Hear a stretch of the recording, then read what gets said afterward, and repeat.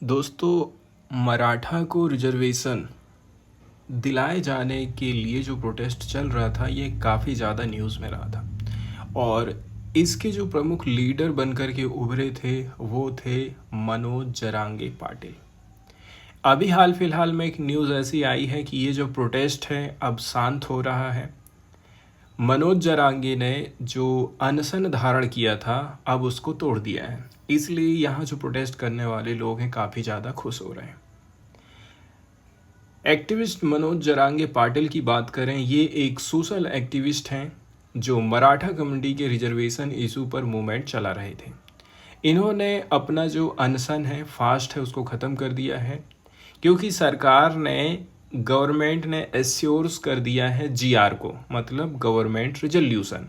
इन्होंने क्या बोला था, हमको सरकारी सर्कुलर चाहिए तो हम अपना प्रोटेस्ट बंद कर देंगे। प्रोटेस्ट इतना ज़्यादा ज़बरदस्त था कि पूरा मुंबई में जाम लग गया था। अब आप समझ लीजिए कि इतना बड़ा जो यूनिटी है वो खाली रिजर्वेशन पाने के लिए हमको देखने को मिली। लेकिन रिजर्वेशन भी लेकर के आप क्या करोगे जब सरकार नौकरी ही कम कर दे रही है। तो इतना बड़ा जो प्रोटेस्ट हुआ था, ये प्रोटेस्ट रिजर्वेशन के लिए ना हो करके यदि नौकरी, गवर्नमेंट की नौकरियां बढ़ाने के लिए होता तो वो ज़्यादा कारगर होता। जब सरकार पोस्ट ही नहीं निकालेगी तो आप ओबीसी में अपने आप को डालकर भी क्या कर लोगे। इतना बड़ा जो प्रोटेस्ट है, स्कूल के लिए, एजुकेशन के लिए, मेडिकल के लिए, इंजीनियरिंग के लिए होना चाहिए था कि ये सारी पढ़ाई हमारी कैसे करके फ्री हो, हमारा हायर एजुकेशन कैसे करके फ्री हो। लेकिन प्रोटेस्ट खाली होता है लोगों में और भी ज़्यादा मतभेद बढ़ाने के लिए। सीधे चलते हैं दोस्तों आर्टिकल की तरफ, न्यूज़ की तरफ। अब सरकार ने लिखित आदेश दे दिया है और इन्होंने अपना जो प्रोटेस्ट है उसको तोड़ दिया है। अब कुनबी स्टेटस मिल जाएगा मराठा लोगों को जो कि मराठवाड़ा में रहते हैं। मराठवाड़ा रीजन की बात करें, महाराष्ट्र का एक एरिया है। यहाँ के जो मराठा लोग हैं इनको कुनबी कास्ट स्टेटस दिया जाए करके ये प्रोटेस्ट चल रहा था। मतलब कुनबी एक ओबीसी कम्युनिटी है जिसमें रिजर्वेशन मिल रहा है। अगर मराठा को कुनबी मान लिया जाता है तो उनको ओबीसी कोटा का फ़ायदा मिल जाएगा। कुल मिलाकर के ऐसा बोला जा रहा है 8 डिमांड रखी गई थी। 8 में से मनोज जरांगे पाटिल की 6 डिमांड सरकार ने मान ली है।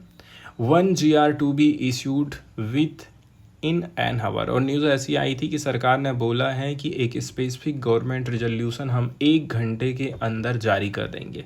तो इससे जो प्रोटेस्ट है वो कहना चाहिए रुक गया है। अब यहाँ पर जो 6 डिमांड हैं उतनी ज़्यादा क्लियर नहीं हो पा रही हैं दोस्तों कि आखिर वो डिमांडें मेनली हैं क्या। जैसे कि एक जो डिमांड है वो क्या है, हैदराबाद गैजेट की एम्बेडिंग, मतलब इम्प्लीमेंटेशन। सरकार ने हैदराबाद गैजेट की लागू करने का वादा किया है जिससे मराठावाड़ क्षेत्र के मराठाओं को कुनबी स्टेटस मिल पाएगा। ये मानो इनकी प्रमुख मांगों में से एक है जिसे प्राथमिकता से एक्सेप्ट कर लिया गया है। सेकेंड बात थी कि आप जो है जल्दी से जल्दी GR गवर्नमेंट रिजोल्यूशन जारी करो। इसके बाद हैदराबाद गैजेट आधारित कुनबी सर्टिफिकेट आप जारी करिए। इसके अलावा भी जैसे कि सतारा गजट है, ठीक है, पारिवारिक संबंधों के आधार पर हमको ओबीसी का सर्टिफिकेट मिल जाए, ठीक है। तो इस प्रकार से इनकी कुछ प्रमुख डिमांड रही थी। अब हम मराठा के हिस्टोरिकल बैकग्राउंड को समझने की कोशिश करते हैं कि ये जो मराठा लोग हैं इनका इतिहास क्या रहा है। शुरू में जब हम जाते हैं, काफ़ी पीछे की तरफ जब जाते हैं, इतिहास में मुड़ कर के देखते हैं तो आप ये समझेंगे कि मराठा लोग शुरू में तो लगता है कि इन्होंने राज किया है, लेकिन मराठा कोई एक जाति नहीं बल्कि कई अलग अलग कास्ट ग्रुप का एक बड़ा समूह है। इसमें किसान, जमींदार भी आते हैं, इसके अलावा दूसरे वर्ग भी शामिल हैं। महाराष्ट्र की कुल आबादी का लगभग 33% हिस्सा, मतलब 1/3 हिस्सा मराठा से। यहाँ पर यह बताया जाता है कि मराठा के अंदर भी सोशल हायरार्की है। जैसे कि टॉप लेयर में जिनके सरनेम जैसे कि देशमुख, भोंसले, मोर, सिरके, जाधव हैं, ये लोग क्षत्रिय माने जाते हैं। ये लोग वॉरियर वर्ग थे, मतलब युद्ध करने वाले लड़ाकू लोग थे। बाकी जिनके जो मराठा लोग बचे हैं, कुणबी लोग, कुणबी सब कास्ट के अंतर्गत आते हैं, जो मुख्य रूप से एग्रीकल्चर में लगे हुए थे। अब यहाँ डिस्टिंक्शन मतलब फर्क, मतलब क्षत्रिय मराठा और कुणबी मराठा के बीच का अंतर केवल मराठा एम्पायर तक ही मौजूद रहा, जब तक मराठा शासन चला। एम्पायर जैसे ही ख़त्म हुआ, इसके बाद लगभग दोनों एक ही लार्जर मराठा आइडेंटिटी में देखे जाने लगे। आज के टाइम में कंटेम्प्रेरी मराठास में ज़्यादातर मराठा एग्रीकल्चर से जुड़े हुए हैं, यानी उनका मुख्य पेशा जो है खेती बाड़ी है। तो मराठा एक सोशल ग्रुप है जिसमें किसान और ज़मींदार दोनों शामिल हैं। पहले इसमें क्षत्रिय लोग थे, लड़ाई लड़ते थे, और कुणबी थे जो कि खेती बाड़ी करते थे। लेकिन मराठा एम्पायर जब से ख़त्म हुआ है, तब से ये जो अंतर है वो सब ख़त्म हो गया है। अब माना जा रहा है कि ये लोग खेती बाड़ी में लग गए हैं। अब चलते हैं हम डिटेल्ड एक्सप्लेनेशन की तरफ में और देख लेते हैं इस आर्टिकल को, ठीक है, जो कि विस्तार में काफ़ी ज़्यादा हम इसका अध्ययन करने वाले हैं दोस्तों। मराठा कोटा एक्टिविस्ट मनोज जरांगे ने 1 सितंबर को अपना पानी पीना भी बंद कर दिया था, क्योंकि उनका हंगर स्ट्राइक मुंबई के साउथ मुंबई के आज़ाद मैदान में चल रहा था और ये अनशन का चौथा दिन था। मतलब पहले वो सिर्फ खाना ही नहीं खाते थे, अब पानी भी छोड़ चुके हैं, जिससे उनका विरोध और भी ज़्यादा सीरियस हो गया है। आगे बताया जाता है कि जरांगे ने क्या बोला, रीअफर्म किया, दोहराया कि वे कभी पीछे नहीं हटने वाले हैं, जिसको बोलते हैं इंग्लिश में नॉट बज, जब तक कि सरकार उनकी डिमांड पूरी नहीं करेगी। उनकी डिमांड है कि मराठा कम्युनिटी को ओबीसी में डालो और 10% का आरक्षण दो। यानी उन्होंने साफ कर दिया है कि सरकार मानेगा तभी उनका अनशन खत्म होने वाला है। ये एक साइड नोट या फिर सब हेडिंग है जिसमें बताया जाता है कि जरांगे का हंगर स्ट्राइक अभी भी चल रहा है और आज़ाद मैदान प्रोटेस्ट साइट अब एक तरह का ओपन कैंप बन गया है, जहां पर ढेर सारी सपोर्टर हैं। लेकिन देखा जाए अभी तक कुछ डेडलॉक बना हुआ है, गतिरोध बना हुआ है। जैसे कि महाराष्ट्र के मंत्री हैं राधाकृष्णन विखे पाटिल ने कहा है कि सरकार मराठा कोटा इशू पर काम कर रही है और ऐसा सॉल्यूशन लाएगी जो कानून की अदालत में भी टिक पाएगा। उन्होंने ये भी बोला था कि वे इस मुद्दे पर बने कैबिनेट सब कमेटी के हेड हैं। इसी सिलसिले में उन्होंने रविवार रात सीएम देवेंद्र फडणवीस से मुलाकात करी और स्थिति पर चर्चा भी करी। एक बात यहाँ पर और इम्पोर्टेंट ये भी है दोस्तों, यदि मराठा 30% हैं, मतलब बहुत बड़ी इनकी संख्या है और सरकार झुक जाएगी, क्योंकि इनका वोट बेस बहुत बड़ा है, इसलिए सरकार इनकी बात जरूर मानेगी। पाटिल ने रिपोर्टर से बोला है कि हम इशू सॉल्व करने की कोशिश कर रहे हैं। मुझे मानना पड़ेगा कि टाइम लग रहा है, लेकिन सॉल्यूशन ऐसा होना चाहिए जो कि कोर्ट में भी टिक पाएगा, क्योंकि कोर्ट कई बार जो है रिजर्वेशन देने से मना कर देता है। अब यहाँ पर एक क्वेश्चन उठता है कि भाई मराठा कौन है और वो रिजर्वेशन क्यों चाहते हैं। तो इसका शुरू में ही हम लोग कहना चाहिए अध्ययन कर चुके हैं। मराठा महाराष्ट्र की आबादी का 33% हिस्सा है। इनकी पहचान बहुत ज़्यादा डाइवर्स है। कुछ लोग ज़मींदार हैं, कुछ किसान हैं और कुछ वॉरियर्स हैं। मतलब हिस्ट्री में यदि देखा जाएगा तो मराठा क्षत्रिय ग्रुप के लोग देशमुख, भोंसले, मोरे, सिरके, जाधव जैसे सरनेम लिखते हैं, और ज़्यादातर लोग कुणबी सब कास्ट से आते हैं जो पारंपरिक रूप से खेती बाड़ी के काम में लगे हुए थे, जैसे कि हम शुरू में ही इसका अध्ययन किए थे। अब जब से मराठा शासन खत्म हुआ है ना, उसके बाद दोनों में अंतर करना बहुत मुश्किल हो गया है। एक बात यह है कि सभी मराठास मराठी बोलते हैं, लेकिन हर मराठी बोलने वाला मराठा कास्ट से नहीं होता है। मराठा मतलब एक कास्ट क्लस्टर है, कई सब कास्ट्स का समूह है। मराठी मतलब लैंग्वेज जो पूरे महाराष्ट्र और कुछ पड़ोसी राज्यों में बोली जाती है। अब परंपरागत तौर पर बोला जाता है कि 96 क्लान्स, ठीक, मिलकर के मराठा कम्युनिटी का कोर बनाते हैं, लेकिन इन 96 क्लान्स की एग्जैक्ट लिस्ट को लेकर के अलग अलग वर्जन्स मौजूद हैं। मतलब इसमें भी अलग अलग ग्रुप हैं, हम कह सकते हैं। चूँकि महाराष्ट्र की जो आबादी का लगभग 1/3 हिस्से में मराठा मौजूद हैं, इसलिए ये इंडिया की सबसे बड़ी कम्युनिटीज़ हैं। इनका राज्य और राष्ट्रीय जनजाति स्टेट प्लस नेशनल पॉलिटिक्स पर बहुत बड़ा इन्फ्लुएंस रहा है। एग्जाम्पल के तौर पर महाराष्ट्र में मराठा चीफ मिनिस्टर ने मिला करके 31 साल तक शासन किया था। तो आप सोच सकते हैं। हालांकि मराठास पॉलिटिकली पावरफुल हैं, लेकिन ज़्यादातर मराठा छोटे किसान हैं और ये लोग फिर डिमांड कर रहे हैं, भाई हम लोग गरीब हैं, सबको रिजर्वेशन दे रहे हो तो हमको क्यों रिजर्वेशन नहीं दे रहे? हमारे पास 2 हेक्टेयर से भी कम ज़मीन है तो हमको रिजर्वेशन चाहिए। लो एग्रीकल्चर हो रहा है, इसके अलावा बार बार सूखा पड़ रहा है, रिकरिंग ड्रॉट। इसकी वजह से कई सारे मराठास एग्रेरियन डिस्ट्रेस को झेल रहे हैं। कई लोग आत्महत्या कर रहे हैं, कई लोग कर्ज में डूब जा रहे हैं। इसी इकोनॉमिक हार्डशिप की वजह से मराठावाड़ा रीजन मतलब मराठा रिजर्वेशन मूवमेंट का एपिसेंटर बन गया है। अब महाराष्ट्र की जो गवर्नमेंट है वो जो भी सोचती है, क्या सोचती है? मराठावाड़ा के मराठास को कुणबी सर्टिफिकेट दे करके ओबीसी कैटेगरी में एंट्री दे देते हैं। लेकिन मनोज जरांगे ने क्लियर बोल दिया है कि आंदोलन तब तक नहीं रुकेगा जब तक पूरे महाराष्ट्र के मराठा को रिजर्वेशन फ्रेमवर्क में आप नहीं लाओगे और बेनिफिट आप नहीं दोगे, ठीक है। अब इसके बाद देखा जाए, मराठा कम्युनिटी का रिजर्वेशन आंदोलन 1982 से शुरू हुआ है। मतलब ये कोई आज का नहीं है, काफ़ी पुराना ये आंदोलन रहा है इनका। उस समय लेबर यूनियन लीडर अन्ना साहेब पाटिल ने आंदोलन को लीड किया था। उन्होंने क्या बोला था? कोटा इकोनॉमिक क्राइटेरिया पर होना चाहिए, कास्ट के आधार पर नहीं। मतलब जो व्यक्ति गरीब है उसको रिजर्वेशन दो, उसकी जाति कुछ भी हो। पाटिल ने चेतावनी दी कि अगर सरकार उनकी बात नहीं मानेगी तो वो अपनी जान दे देंगे। जब कांग्रेस सरकार, उस समय में सीएम थे बाबा साहब भोसले, इन्होंने एक्शन नहीं लिया तो उन्होंने अपनी जान ले ली थी। इसी को बोलते हैं कि भाई मराठा रिजर्वेशन के लिए पहली जो डेथ हुई थी वो किसकी हुई थी? यूनियन लेबर लीडर अन्ना साहेब पाटिल की हुई थी।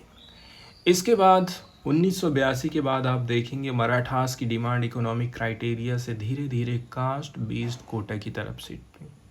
इसका बड़ा कारण था 1990 का मंडल कमीशन रिपोर्ट आया, जिसने इंडिया की रिजर्वेशन सिस्टम को रिडिफाइन कर दिया और कास्ट को बेस बनाया था। जाति के हिसाब से रिजर्वेशन दिया जाएगा, जो जाति आती है इस ओबीसी ग्रुप में उसको रिजर्वेशन देंगे।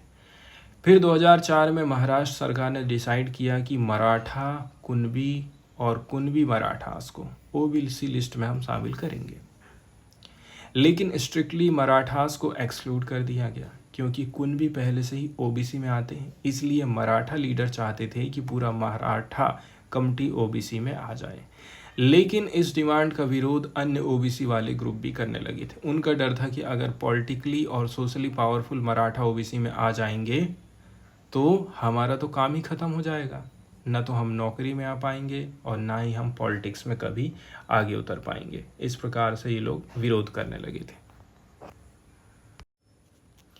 इसके बाद 2014 में हम आ पहुँचे हैं।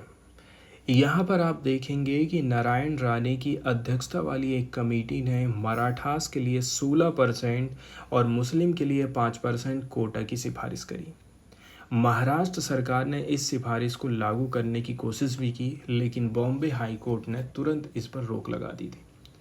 इसके बाद और आगे बढ़ते हैं, 2016 में आते हैं। मराठा कोटा आंदोलन ने एक बार फिर जोर पकड़ा। 2018 में ये आंदोलन अपने चरम पर पहुंच गया था। मतलब 2018 में जो प्रोटेस्ट हुआ था, इसमें बड़े पैमाने पर मराठास ने विरोध प्रदर्शन किए और दूसरे सामाजिक आर्थिक समूह ने इसकी मांग का विरोध करने के लिए विरोध प्रदर्शन चालू किया। तो यहाँ पर हमको दोनों तरफ से प्रोटेस्ट देखने को मिला था।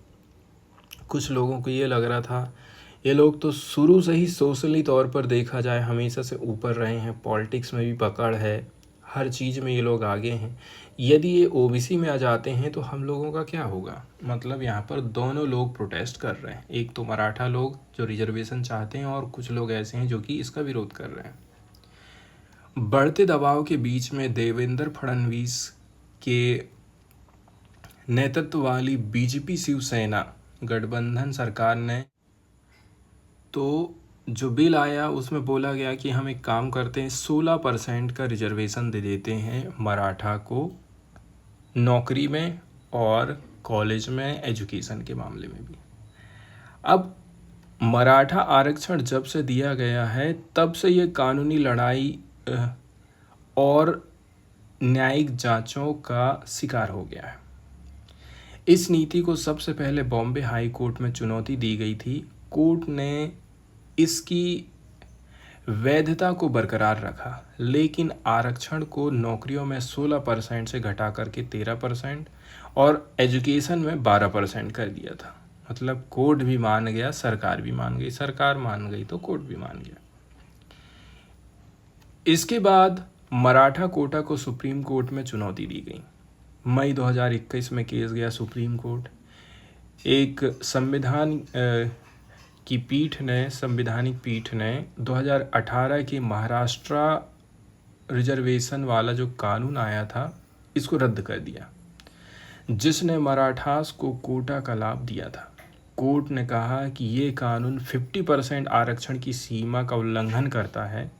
कोर्ट ने ये भी कहा कि वे 1992 के फैसले पर फिर से विचार नहीं करेंगे, जिसमें 50% की सीमा तय की गई थी। कुल मिलाकर के हाई कोर्ट ने यस कर दिया, विधानसभा ने भी कानून पारित कर दिया, लेकिन मामला कहाँ गया? Supreme court. सुप्रीम कोर्ट ने क्या बोला कि आप जो 10% 15% दे रहे हो आरक्षण, ये तो 50% को क्रॉस कर जा रहा है, ये बिल्कुल भी नहीं चलने वाला है, ऐसा सुप्रीम कोर्ट ने बोला। मराठा कोटा के साथ महाराष्ट्र में कुल आरक्षण 64 से 65% तक पहुंच रहा था। रीजन यही था। कोर्ट ने माना कि 50% की सीमा का उल्लंघन करने का कोई ठोस कारण नहीं है। ये निर्णय 1992 के इंदिरा साहनी केस मंडल जजमेंट के नाम से भी जाना जाता है पर आधारित था, जिसमें 50% की सीमा निर्धारित की गई थी। इसे लीड एक्टिविस्ट जरांगे ने दूसरे पिछड़े वर्ग का दर्जा मांगा। मतलब इसलिए उन्होंने क्या सोचा कि हम एक काम करते हैं, हम उस कास्ट में चले जाते हैं, सबसे बेटर तरीका ये है, हम कुनबी में आ जाते हैं, क्योंकि कुनबी को तो ऑलरेडी आरक्षण है ही, तो जो 50% को क्रॉस करने वाली सीमा है वो क्रॉस नहीं करेगी। इसलिए ये लोग इस प्रकार से कहना चाहिए अपनी बात रखें। अब हाल फिलहाल में हम ये देख रहे हैं मराठा रिजर्वेशन और सुप्रीम कोर्ट। सुप्रीम कोर्ट भी आज के टाइम में गवर्नमेंट की पॉलिसीज़ के प्रति काफ़ी ज़्यादा कहना चाहिए सॉफ्ट रवैया हमको देखने को मिल रहा है। सुप्रीम कोर्ट ने महाराष्ट्र सरकार की क्यूरेटिव याचिका को सुनने के लिए सहमत जता दी है। अभी के लिए 50% का आरक्षण जो कैप रखा गया है, ये मराठा आरक्षण के रास्ते में सबसे बड़ा रोड़ा है और समुदाय के भविष्य भी इसी पर निर्भर है। और कोर्ट क्या निर्णय देगा ये बहुत ज़्यादा इम्पोर्टेंट है, मतलब ये पूरे समुदाय को प्रभावित करेगा। 20 फरवरी 2024 को पिछली एकनाथ शिंदे सरकार के द्वारा SEBC एक्ट लाया गया, socially and educationally backward classes भी लाया गया। ये कानून Maharashtra state backward classes commission की सिफारिशों पर आधारित था। कमीशन ने क्या बोला कि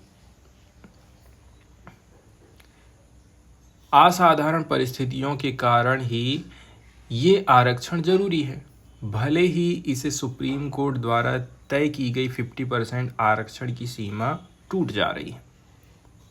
इस कानून के अंतर्गत मराठा समुदाय को शिक्षा और सरकारी नौकरियों में 10% आरक्षण दिया गया। मतलब जब सरकार चेंज हुई ना, उस टाइम में भी आप देखेंगे इनको फिर से रिजर्वेशन देने की बात करी जाती है, लेकिन कानूनी चुनौती बहुत बड़ी है। ये कानून लोकसभा और विधानसभा से पास होने के तुरंत बाद ही पब्लिक इंटरेस्ट लिटिगेशन और याचिकाओं के जरिए कानूनी चुनौतियों का शिकार हो गया। इसकी वैधता पर सवाल उठने लगे। मुंबई हाई कोर्ट की एक नई गठित बेंच ने इस कानून के खिलाफ पिटीशन सुनना चालू किया। फिलहाल इस कानून के तहत, ठीक है, आप क्या देखेंगे, इस कानून के तहत दाखिल और नियुक्तियां जारी हो रही हैं, लेकिन हाई कोर्ट के अंतिम फैसले के अधीन में चीज़ें चल रही हैं। अब जरांगे की प्रमुख मांगों की बात करें, मनोज जरांगो की मुख्य मांग ये है कि हर मराठा को कुणबी की कैटेगरी में डाल दो आप। वे इस दावे को साबित करने के लिए ऐतिहासिक दस्तावेज, विशेष रूप से हैदराबाद और सतारा गजट का हवाला देते हैं। उनका तर्क ये है, यदि मराठा को ओबीसी का दर्जा मिलता है तो वे ओबीसी आरक्षण के लिए पात्र हो जाएंगे, 50% को भी क्रॉस नहीं करना पड़ेगा। एक्टिविस्ट मनोज जरांगे की डिमांड है कि सभी मराठास को कुणबी जाति में आप मान लो, उनको कुणबी जाति का जाति प्रमाण पत्र दो, जिसमें उनकी सेज सोयारे मतलब खून के रिश्तेदारों को भी शामिल किया जाएगा, ताकि उनके पूरे पारिवारिक नेटवर्क को इसका लाभ मिलेगा। उनका मुख्य लक्ष्य मराठा समुदाय को सरकारी नौकरियों और शिक्षा संस्थानों दोनों में ओबीसी आरक्षण का लाभ दिलाना है। वे इसके लिए किसी कमेटी की रिपोर्ट पर निर्भर करने के बजाय एक सरकारी आदेश, जिसको बोलते हैं गवर्नमेंट रिजोल्यूशन, या फिर ऑफिशियल नोटिफिकेशन जारी करने पर जोर दे रहे हैं। अब जरांगे ने सरकार से ये भी अनुरोध किया है कि जब तक आरक्षण का लाभ नहीं मिल जाएगा तब तक मराठा को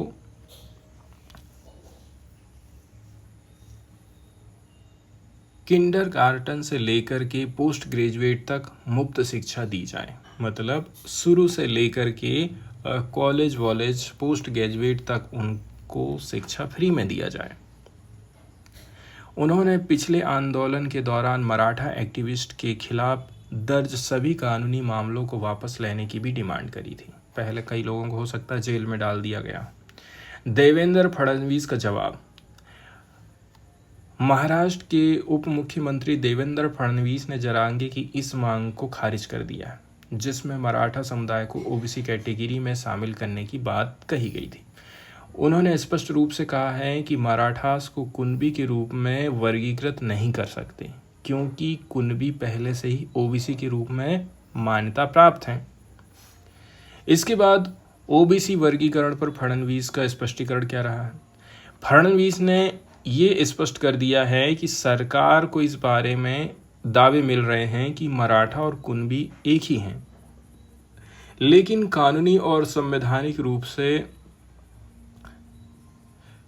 उन्हें ऐसा नहीं माना जा सकता है। उन्होंने कहा है कि ओबीसी कैटेगरी में पहले से ही 350 समुदाय शामिल हैं और इस लिस्ट में मराठा को शामिल करने से उन लोगों के साथ अन्याय होगा जो पहले से ही ओबीसी के रूप में वर्गीकृत हैं। सरकार के द्वारा दिए गए अन्य लाभ की जब बात करते हैं, फडणवीस ने इस बात पर जोर दिया कि राज्य ने पहले ही मराठा को SC/BC कैटेगरी के तहत एक अलग कोटा दे दिया है। इसके अलावा इनको राज्य और केंद्र दोनों स्तरों पर EWS कोटा के तहत भी लाभ मिल रहा है। तो फिर आप किस बात का रिजर्वेशन चाह रहे हो? इस प्रकार से अभी महाराष्ट्र की सरकार का कहना है।